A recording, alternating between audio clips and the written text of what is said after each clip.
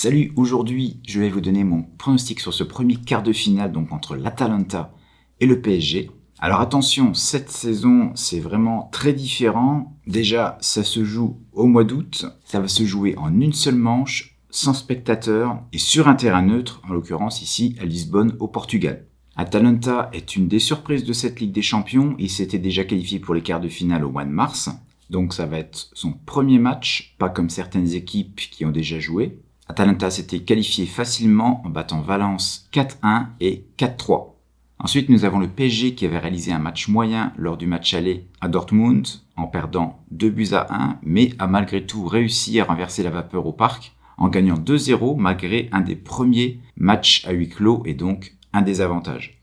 Alors juste avant de passer au pronostic, restez à l'écoute parce que des pronostics, j'en donne pas que sur YouTube, j'en donne toutes les semaines par email et pour les recevoir, c'est très simple.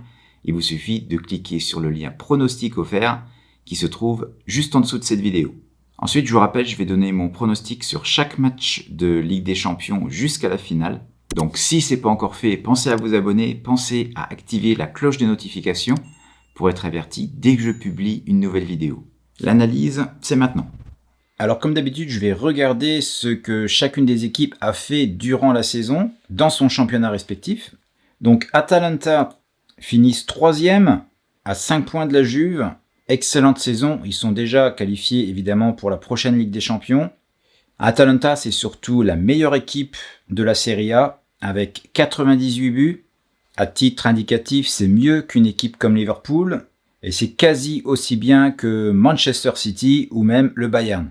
Donc la meilleure attaque, oui, mais pas la meilleure défense parce que si on regarde bien, ils ont encaissé 48 buts. Et une équipe comme la Fiorentina qui est 10e, eh bien, en a encaissé autant. C'est pour ça que la moyenne de buts dans un match impliquant l'Atalanta a été proche de 3 cette saison.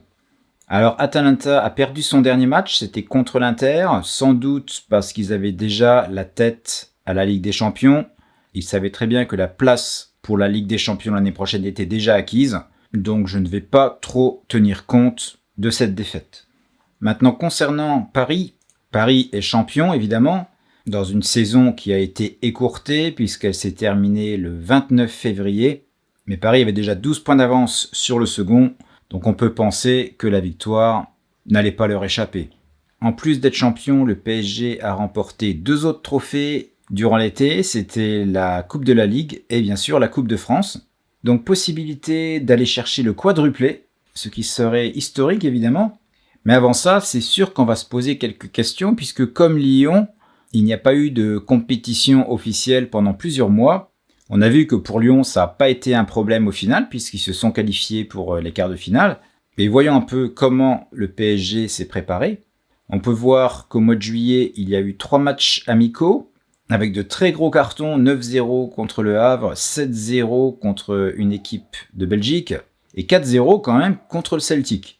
Un Celtic en pré-saison puisque leur championnat a débuté le week-end dernier. Il y a eu les 2 finales de coupe dont je parlais tout à l'heure et puis un dernier match, c'était la semaine dernière contre Sochaux avec une petite victoire à 0. Alors concernant le face-à-face entre ces deux équipes, eh bien vous voyez, score vierge, c'est la première fois qu'ils vont se rencontrer. Au niveau de la feuille de match, voilà à quoi ça pourrait ressembler pour Atalanta avec un gardien pas titulaire, puisque Golini s'est blessé. Il y a d'autres joueurs blessés, je vais y revenir dans un instant. Du côté du PSG, eh bien on voit qu'il manque quelques joueurs, notamment en attaque. Mbappé et Di Maria. Alors Di Maria ne sera pas dans la partie. Mbappé sera du déplacement, a priori. Il a repris l'entraînement.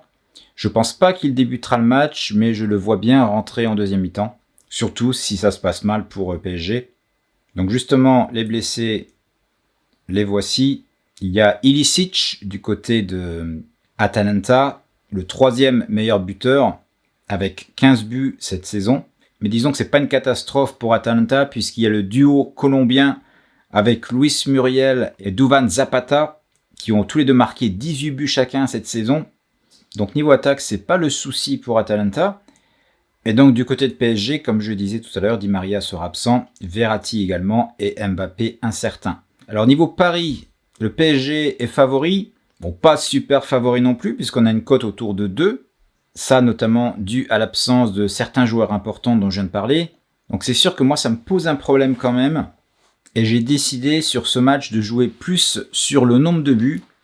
Alors certes, il va manquer des attaquants, mais vu que c'est un effectif un peu perturbé des deux côtés, je me dis que ça peut laisser la place à quelques erreurs et pourquoi pas mal de buts.